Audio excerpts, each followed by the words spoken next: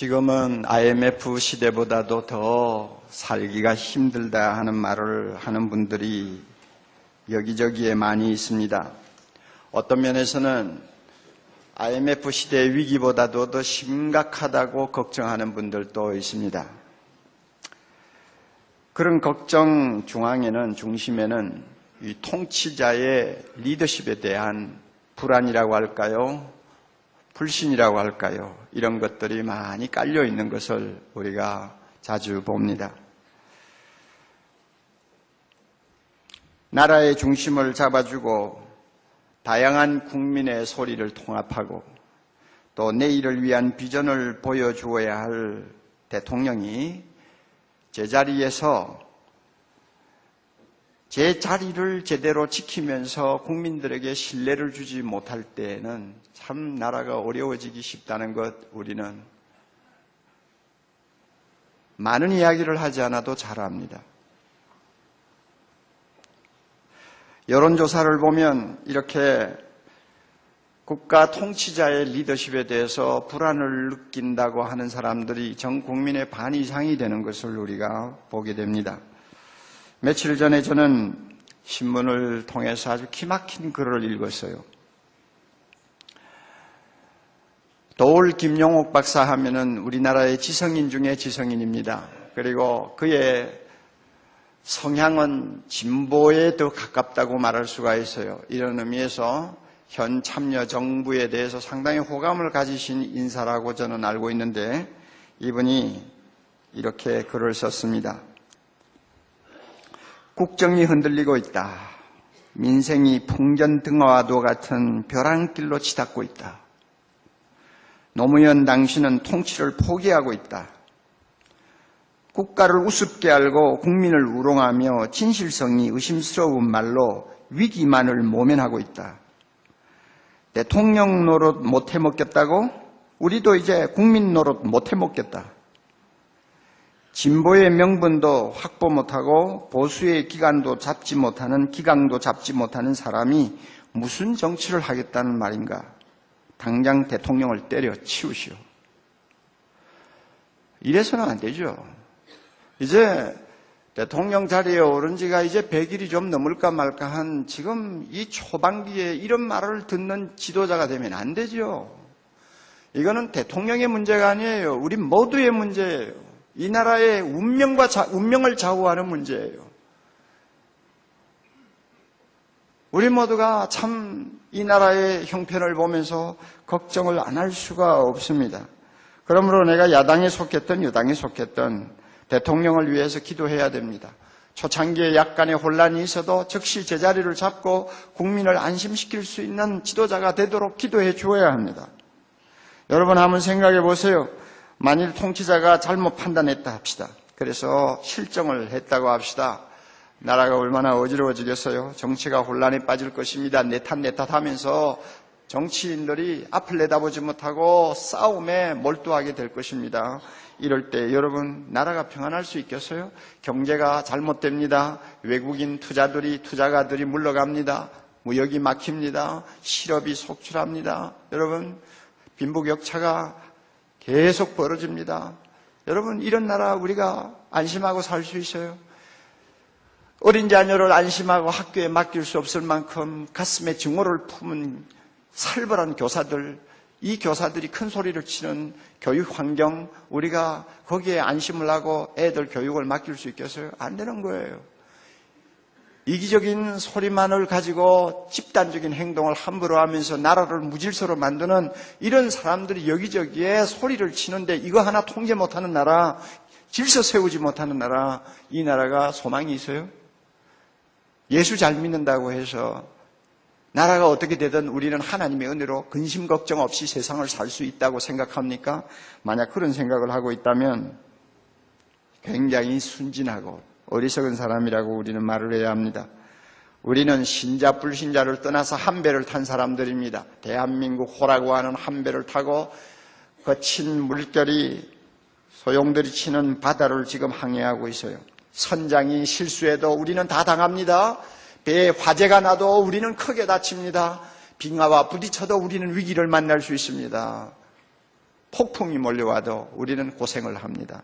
다 우리는 같은 운명이에요. 그러므로 신앙생활 잘하면 나라가 어떻게 되든 걱정할 거 없다 이런 생각을 하는 것은 우리 신앙인의 자세다운 생각이 아닙니다. 잘 믿는 사람도 공고한 날을 만날 수 있습니다. 오늘 히스기야가 이 교훈을 우리에게 가르쳐 주는 것입니다.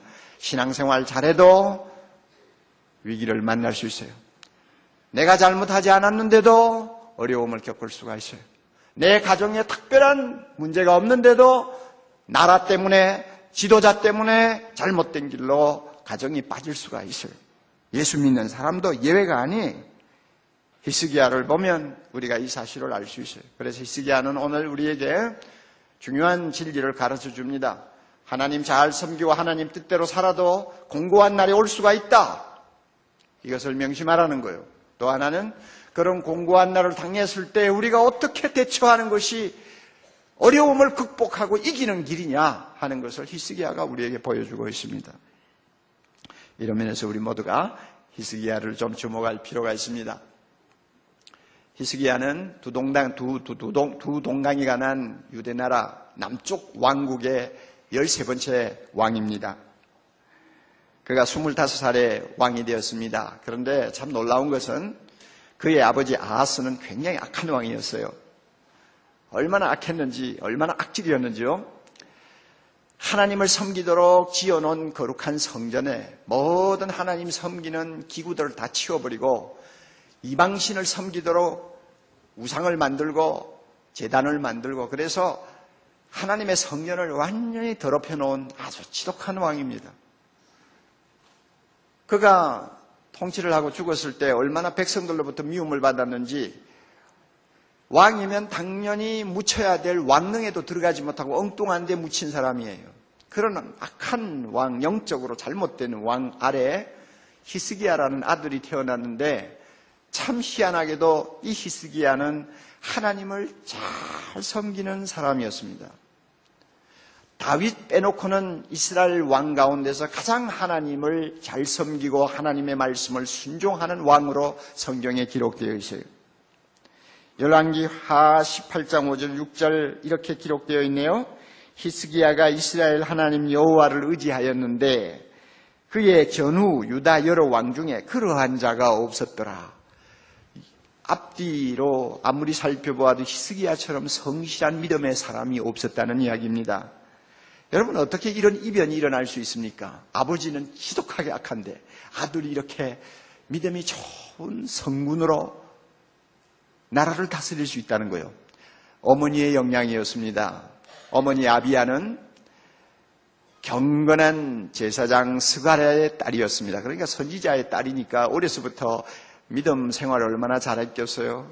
또한 얼마나 좋은 교육을 많이 받았겠어요. 그러니까 어려서부터 이 아비야라고 하는 여성은 신앙으로 잘 자란 여성인데 이제 왕비가 되었단 말이에요. 그래서 히스기야를 낳았어요. 그러면 자녀 교육에 절대적인 영향을 미치는 것은 아버지입니까? 어머니입니까? 자, 우리 부인들 한번 이야기해 보세요. 어머니요, 아버지요? 제가 5월달 가정의 달이었으면 좀 한참 또 할 이야기가 있는데 이제 가정의 달 넘어갔으니까 긴 이야기는 안 하겠어요. 자녀 교육에 절대적인 영향은 어머니가 끼치는 거예요. 믿습니까? 어머니가 믿음이 흐리멍덩하면 애도 그렇게 돼 있어요. 어머니가 철저하면 애도 그렇게 철저하게 됩니다. 히스기야가 바로 엄마 영향 받았어요. 그래서 왕이 되자마자 얼마나 좋은 일 많이 했는지 몰라요. 아버지가 그렇게 더럽혀 놓은 성전을 깨끗하게 치우고 하나님만 섬기는 거룩한 전으로 다시 정화시켜 놨어요. 그리고 나라 곳곳에 우상 숭배하는 자들이 모여서 우상을 섬기도록 만든 산당들 그리고 우상들 다 치웠어요. 그래서 나라 전부를 개혁했습니다. 뿐만 아니라 수백 년 동안 백성들이 잊어버리고 지키지 않았던 유월절을 다시 지키기 시작했습니다. 하나님이 이스라엘 백성을 애굽에서 구원해 주신 놀라운 은혜를 기억하고 감사하고 찬양하는 절기인데 나라가 얼마나 부패했는지 수백 년 동안 안 지켰다고 말해요. 그런데 히스기야는 그 절기를 다시 회복시켰어요. 얼마나 좋은 일 많이 했고 하나님 보시기에 아름답고 참 큰 일을 많이 했어요. 그런데 이렇게 지성껏 하나님을 섬기려고 하고 또 섬기고 있는 히스기야에게 절대절명의 위기가 찾아온 것입니다. 여러분 1절 보세요. 1절 보면 재밌는 용어가 하나 나옵니다. 이 모든 충성된 일 후에, 이 충성된 일 후에, 이 말이 무슨 뜻인지 여러분 기억하시겠죠? 히스기야가 하나님 앞에 성실하게 나라를 깨끗하게 정화시키고 우상 숭배를 없애고 성전을 깨끗하게 하고 유월절을 지키고 이렇게 하나님의 말씀대로 나라를 다스리려고 선정을 베푸는 이런 충성된 일을 한 후에 또 이 말을 현대 번역에서는 좀 더 아름답게 번역을 해놨습니다. 그토록 귀한 일들을 모두 수행하여 자신의 진실함을 하나님께 증명한 다음에 어떤 일이 났어요? 아수르 왕 산헤립이 유다를 침공한 것입니다. 위기가 찾아왔죠. 인간적으로 생각하면 불평을 하지 않을까요? 아마 히스기야가 좀 인간적으로 판단했으면 불평했을 거예요. 하나님, 이게 무슨 꼴입니까? 내가 전국에 있는 우상을 다 치우고 오직 하나님만 섬기자고 백성들을 설득했습니다. 그리고 하나님만 섬기면 이 나라가 복받고 하나님의 은총을 입는 거룩한 백성이 될 것이라고 백성들에게 자신 있게 이야기했는데 이게 무슨 꼴입니까? 아수르가 이 나라를 침공했지 않습니까? 내 체면이 뭐가 됩니까? 아마 이러면서 하나님 앞에 불평하기 10중 8구였다고 저는 생각을 합니다. 그러나 성경을 보면 히스기야가 그렇게 한 흔적이 없어요. 아무리 신앙생활 잘해도 어려운 일이 찾아올 수 있다고 생각한 것 같습니다. 그리고 담담하게 현실을 받아들이는 것을 봅니다. 그리고 이런 어려움을 겪지만은 이 어려움 속에서 믿음으로 바로 대처하면 하나님이 놀라운 축복을 또 안겨주실 것이라는 나름대로의 희망을 갖고 있었던 것 같습니다. 그래서 히스기야가 위대했던 것은 평안할 때 하나님의 사람으로 살았던 그 자세를 어려운 위기를 만났을 때도 변함없이 하나님 앞에 성실했다는 것입니다. 이게 히스기야가 우리에게 보여주는 중요한 교훈이에요. 여러분 가운데는 지금까지 신앙생활 잘하고 있다고 스스로 생각하는데 자꾸 어려움이 있고 또 생각지도 않는 일이 터지고 걱정 안 했던 일들이 나타나고 이러므로써 마음의 갈등을 겪는 형제자매 없습니까? 내 탓 아니에요. 나라가 잘못되면 내가 당하는 거죠. 경제를 운영하는 사람들이 판단 잘못하면 내가 실직 당하는 거죠. 내 탓이 아니에요. 그런데 우리는 믿었잖아요. 내가 신앙생활 잘하고 하나님 앞에 전적으로 의지하고 주님의 뜻대로 살기만 하면 야베스가 기도해서 응답받은 것처럼 환난에서 우리를 건져주시고 근심이 없는 인생을 살게 해주실 것이다. 그렇게 믿었는데 갑자기 어려운 일이 터졌다. 이럴 때 여러분 마음속에 어떤 좀 불안한 생각, 불만스러운 생각을 하고 있지 않습니까? 그런 생각이 있으면 히스기야를 주목하시기 바랍니다. 그리고 히스기야가 어려움을 당했을 때 그가 어떻게 대처했는가 세 가지를 우리에게 교훈해 주는데요. 이 세 가지를 마음에 잘 담으세요. 뭐 새로운 것은 하나도 없어요. 성경을 읽으면 항상 아는 이야기고 듣는 이야기입니다. 그러나 다시 한번 우리 자신에게 적용하면서 우리가 가장 평범한 이 진리를 얼마나 순종하고 그 진리를 붙들고 실행하고 있는가를 우리 스스로가 살필 필요가 있다는 것입니다. 히스기야는 세 가지를 했어요. 첫째는 자기가 해야 할 일에 최선의 노력을 다했습니다. 다시 말하면 하나님 앞에 도와달라고 구하기 전에 또 구하면서도 인간으로서 자신이 해야 할 책임을 다했다는 이야기입니다. 3절부터 5절까지 내용을 보면 그 이야기가 나옵니다. 자, 왕으로서 적군이 쳐들어올 때 해야 할 일이 무엇인가를 그는 깊이 생각을 했습니다. 어떻게 하면 적군을 막을 수 있는가? 어떻게 하면 적군이 예루살렘을 포위하고 장기전을 하지 못하도록 할 수 있는가? 어떻게 하면 더 나아가서 적군을 물리칠 수 있는가? 이런 것들을 깊이 골몰이 생각하면서 부하들과 의논해서 자신이 손이 미치는 데까지 할 일은 다 했어요. 무슨 일을 했습니까? 예루살렘 남쪽에 기온샘이라고 하는 수원지가 있습니다. 거기서 막 물이 솟아요.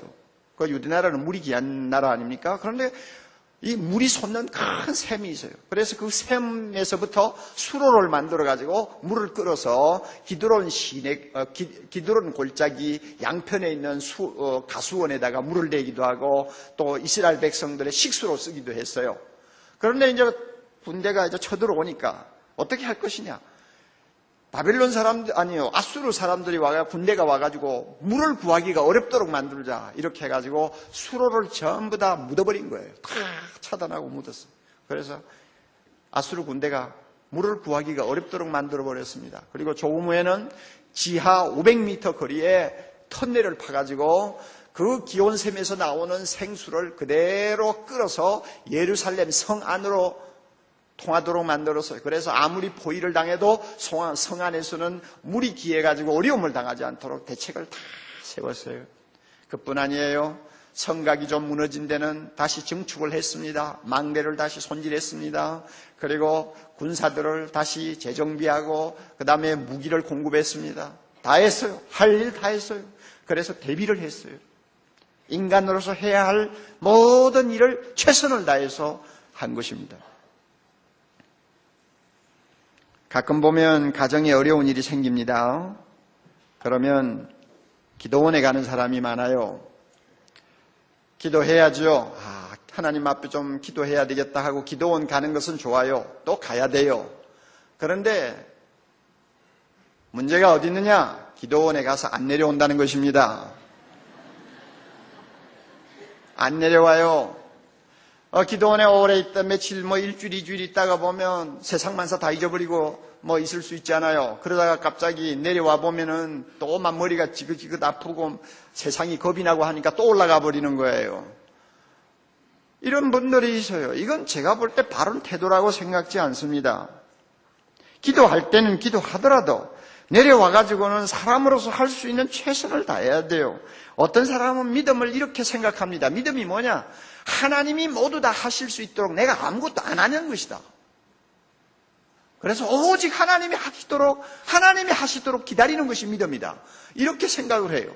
이것은 어딘가 잘못 이해하신 분인 것 같아요. 잘못된 거예요.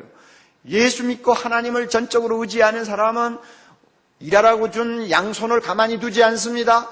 여러분, 이곳저곳 다니면서 열심히 뛰라고 한 양발을 주신 하나님, 이 양발을 놀려놓지 않아요. 머리를 써서 모든 지혜를 동원해서 위기를 극복하도록 하신 그 하나님의 명령을 그 사람은 절대 등한히 하지 않습니다. 어떤 분이 이런 말을 했어요. 내가 어렵고 고통스러운 일을 당하면 나는 평소보다도 시간을 2~3배로 더 투자한다. 그래야만이 평범한 두뇌를 가지고 태어난 나 같은 사람이 문제를 해결할 수 있기 때문이다. 이런 말을 했어요. 옳은 말이에요.